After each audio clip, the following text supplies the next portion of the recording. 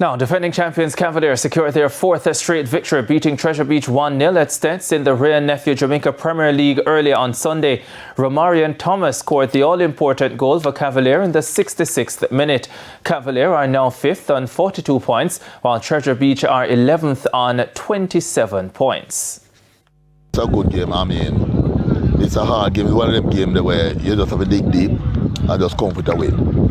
It was never an easy game, and it would never be an easy game with Treasure Beach. Hard running team, but I guess we just hold on to it. Get the one goal and we just defended it, and it just worked for us. It's a game of two halves. I think the way we conceded the goal, we could have done a little bit better there in terms of communicating. Nevertheless, we move on. We get back to the ground and put some work in and look forward to our next game. In other games, led by a double from Tajai Bryan, Portmore United jumped to third after a 4-2 win over Harbourview at Ferdanita Park.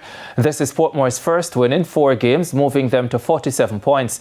Harbourview have now failed to win in their last 5 games and remain rooted in the relegation zone on 21 points.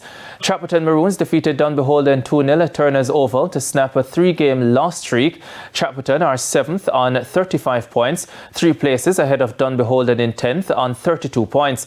And Tivoli Gardens and Spanish Town Police played to a 0-0 draw at Royal Lakes. Tivoli are 8th on 34 points, while Spanish Town Police hold up the rest of the league on 19 points. Interesting way to put it.